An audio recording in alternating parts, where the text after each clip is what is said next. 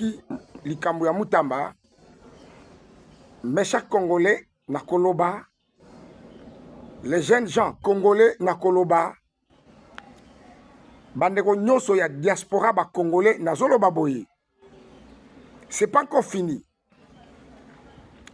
La bataille est tellement vaste. Tokolonga elongo soki tosali liboke moko to lisanga moko tokolonga banguna ya RDC. C'est pas encore fini. Soyez éveillés. Je dis bien, c'est pas encore fini. Soyez tellement éveillés. Programme Obiso Tozaki na Tongo, c'était prévu dans la réunion na bango machiavélique. Il y a cour de cassation. C'était prévu que l'élo na Tongo.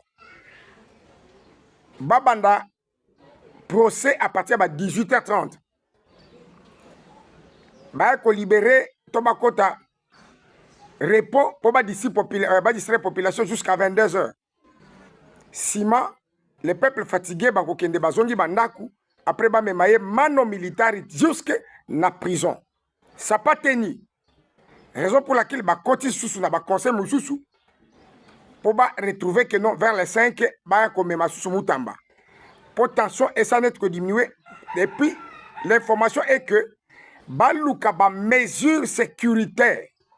Je dis bien baluka ba mesure sécuritaire.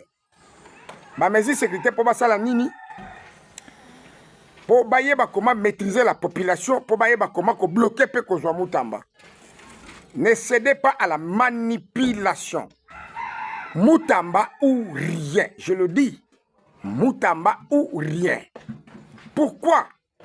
Je vous ai dit que personne ne peut pas nous intimider. Personne ne peut pas nous faire peur. Parce que la Constitution nous donne ce pouvoir.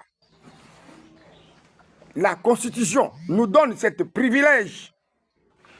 Il y a qu'au contre-regarder ou bien qu'à empêcher l'activité, il y a mabé, ou il y a qu'à faire avancer le pays non plus.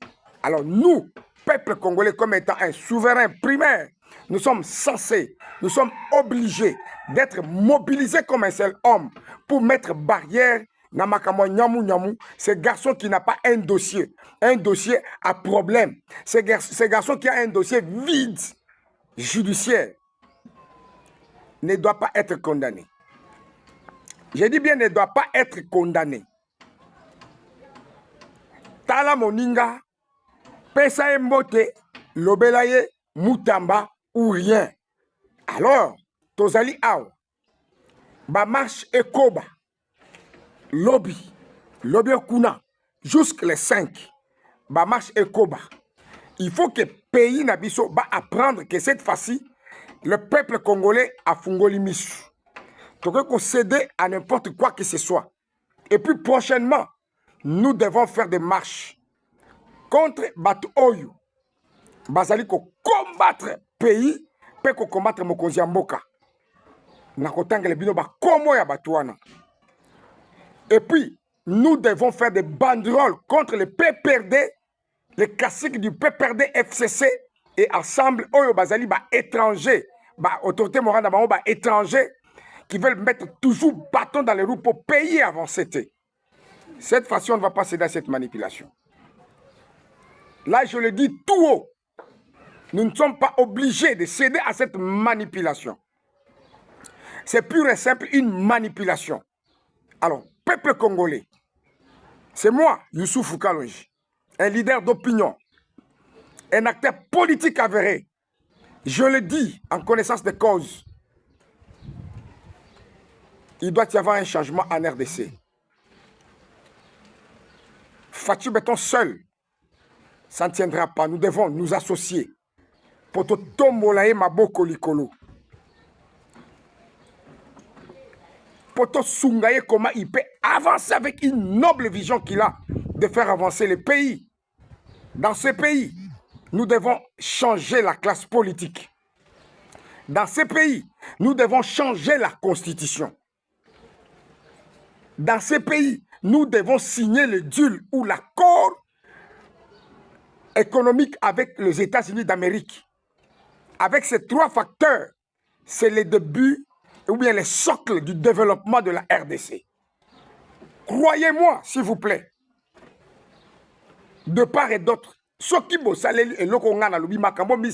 sont des grands piliers au Essengi na RDC. Nous avons un problème. Tout ce long déjà en Égypte. Tout comme un village à Souka. Il faut un miracle.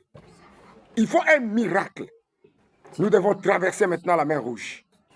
Et puis nous devons marcher à pied sec pour aller vivre la gloire qui nous attend. Tshisekedi a fait son travail. Maintenant, c'est nous les peuples. Moutamba qui était parmi les colonnes de Tshisekedi, les piliers majeurs de Tshisekedi. Il va être écroulé pour bâtir Tshisekedi qui est en boîte. Ça ne tiendra pas. Sauf imprévu. Ça ne tiendra pas. À moins qu'il y ait une autre mesure bien. Makamorobo et Moussous. Politique et Moussous et Alikolo. Là, au moins, je ne sais pas. Mais pour céder à cette manipulation, ça ne tiendra pas. Et on les caté. Ça passe ou ça casse. Voilà pourquoi, mes très chers amis, Wanezaki dossier Etali Moutamba, Bofongola Missou, Boye Belaba, peuple congolais, Lissou Likolo Lissou. Allez, jeunes Congolais, coup de chapeau pour ce travail noble que vous avez fait aujourd'hui. J'ai beaucoup aimé. Est-ce que vous m'avez vu? Bon, mon ami attend, tous les bino nyonso. Biso en tant que leader. Tous les qui wana. Ba monakinga wana. Nous étions mobilisés comme un seul homme. Très très bien. Nous avons besoin de jeunes pareils comme le Constant Moutamba. Ceux qui basali 3, 4, 5, 6. Naba Thérèse Kaïkwamba. Le Congo va prendre une nouvelle classe politique et les choses vont changer. Ça va changer certainement. Nakosenga na ba parquet toyoki ba mikanda izoko telema. Bat oyo ba fingi, ba oyo ba salaki bo bakokanga. N'intimidez pas les gens avec le parquet. Ce n'est pas la fin du monde kokanga ba tout, ba kotaka ba prison, ba nini tout. C'est pas ça. Vous devez respecter la Constitution, même les parquets, même la Cour de cassation. Vous devez respecter la Constitution qui donne les pouvoirs au peuple, comme étant un souverain primaire. Ce qui peuple a boye loko bolanda, boto ça. Ce qui bino boto aussi la Constitution, vous êtes en dehors de la justice. Est-ce que vous pensez que vous n'êtes pas justiciable, vous aussi?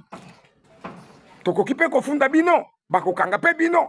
Parce que vous respectez, mibeko li konzi o l'équipe bino nyonso wana, c'est la Cour constitutionnelle. Vous devez respecter la Constitution. Bravo, FRDC. Na musala bosali. Bino bokaseki uvire kokweya, ekweya kana pete bongo. Jamais bana uvira. Bo benga ngai. Bo pesanga ba stratégie nyonso ezali wana. FRDC wazalendo. Allez, coup de chapeau pour vous, coup de chapeau pour vous. Un bon boulot.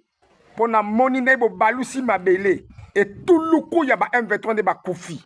Et belé, bah combien ta pembeni ya ouvrir te mais na yoki batu moko ya nyamu ba aventurier, hein, batu ba péperde, batu ba flatteur ya Joseph Kabila Hippolyte Kanambe, un rebelle, un voyou de l'époque, avec son Hitler Adolphe nani Paul Kagame, nani bo sukite boko lapa, awa nani bo fingi Youssoufou te. Nan bolobite boko loba, boko lapa, boko tunangulu, boko sambwa, toza abino. Dossier ya oyo nani inspecteur ya police bakangi oyo lobaki de makambu. Il y a que deux possibilités. D'après mes analyses, il y a un lobby qui a dénoncé, il y a un lobby d'abord qui non à se retirer, à démissionner parce que makambu ezo salema ya police eza mabe. Pourquoi vous l'avez arrêté? Ok, ça va. C'est peut-être qu'il avait biaisé la procédure. Il a violé la procédure. C'est vrai. Mais en réalité, vous devez savoir ce qu'il a dénoncé. C'est vrai ou faux? Bolande la dossier wana. Toi, soubana mikete. Moussa na biso eza kofungola population. To kofungola bino population misou. Awa les amis de Youssouf Kalonji bazali awa. Groupe ya WhatsApp, les amis de Youssouf Kalonji. Et ça n'a pas grand batuminene ya mboka ya kokota.